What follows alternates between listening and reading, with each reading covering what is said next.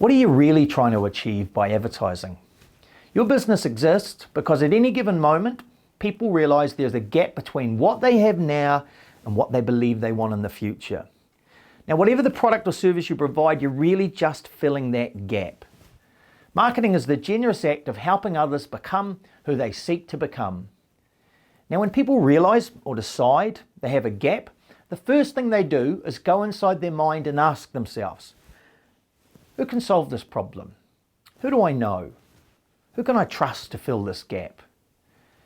Now, you want to know what's scary? 93.4% of all purchases we make are from the solutions that already exist inside of our minds. You see, over the years, we've each built up a library of brands and businesses we know, like, and trust. And seldom will we go beyond this library. Now, we've each been building our library a variety of ways. The solution we used previously tends to sit on the top of the list. Word of mouth from others, along with noticing and paying attention to their choices, also gets options into our library. And advertising. Brands become familiar to us because we see and or hear their messages often. Your business won't need to buy advertising if everyone in your marketplace already knows the problem you solve and how your solution is different. But if they don't, then inevitably you're going to have to tell them. Now, there's been some significant research into proving this next point, but I'm not going to bore you with all of that. If you want, you can Google the mere exposure effect, otherwise known as the familiarity principle. The discovery is this: people don't retain brands in their mind's library without a reason. Let me word that differently.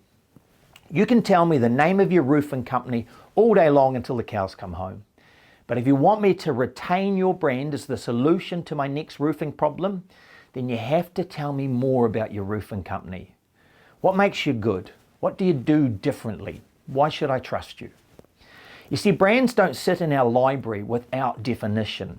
Every brand, every business or product that exists in your mind, you can also tell me something about it. So there you go. For your business to grow, you'll need to exist in more minds. For you to do that, you'll also need to not just get your brand out there, but get your story out there as well. Oh, and did I mention one other fascinating fact about the familiarity principle? The basis for 93.4% of all of our purchases? In this information-saturated landscape we now live in, for your brand to be retained, a prospect will need to be exposed to your story between 18 to 20 times. Now, the upside of being a well-known brand is indisputable. And yes, the backbone of building your brand's familiarity will be by dealing with more customers and generating more word of mouth. But a smart advertising investment is also going to help to catapult your brand's familiarity with a whole new audience. In the next video, we're going to consider your options on how best you can deliver your brand story to your marketplace.